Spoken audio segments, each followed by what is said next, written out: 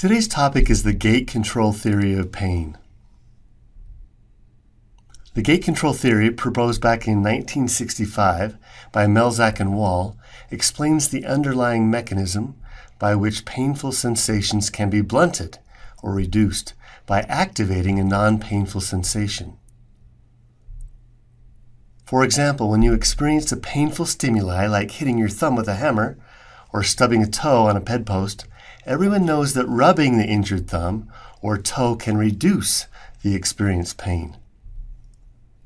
Pain signals are transmitted from the periphery to the CNS by way of lightly myelinated A delta fibers or non-myelinated C fibers, which make up the primary neuron.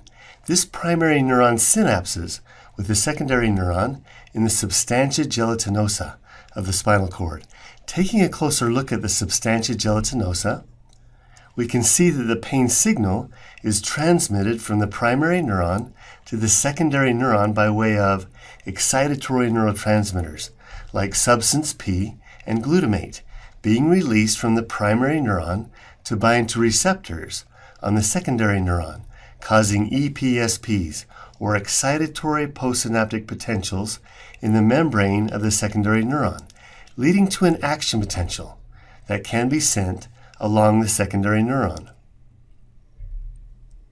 The secondary neuron crosses to the opposite side of the spinal cord and ascends contralaterally all the way to the thalamus by way of the spinothalamic tract and then synapses with the tertiary neuron that extends from the thalamus to the postcentral gyrus of the parietal lobe.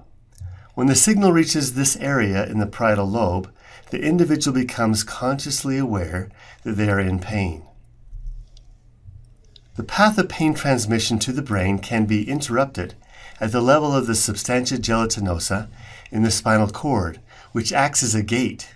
This happens when non-painful stimuli, such as deep touch, activate Pacinian corpuscles, located in the dermis of the skin. This can be done by rubbing the area. This signal for deep touch is transmitted by the DCML, or dorsal column medial lemniscal system.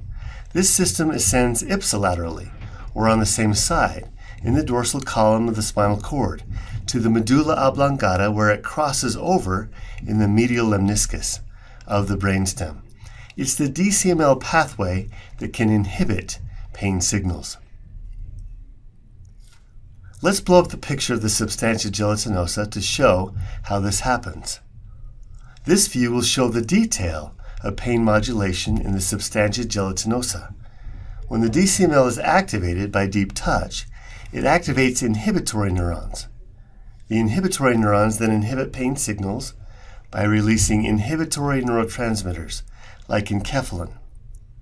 Enkephalin binds to opioid receptors in the membrane of the axon terminal, which causes closure of calcium channels, leading to less release of excitatory neurotransmitters like substance P and glutamate from the axon terminal of the primary neuron. This reduction in release of excitatory neurotransmitters leads to less excitation of the secondary neuron, hyperpolarization, and a decrease in the action potential frequency, decreasing pain signals sent to the brain. Enkephalins also bind to opioid receptors in the membrane of the cell body, or dendrites of secondary neurons, and cause opening of potassium channels.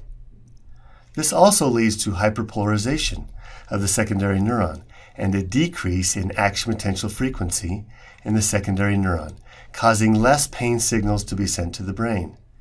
So now you can see how activating the DCML by rubbing your hurt thumb activates a sequence of events that leads to a disruption in pain signals, ultimately decreasing the intensity of painful thumb hammer experience. Now for a question. Pause the video and select your answer. If you answered C, you are correct. And another question.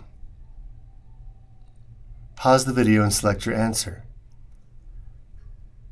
If you answered C, you are correct.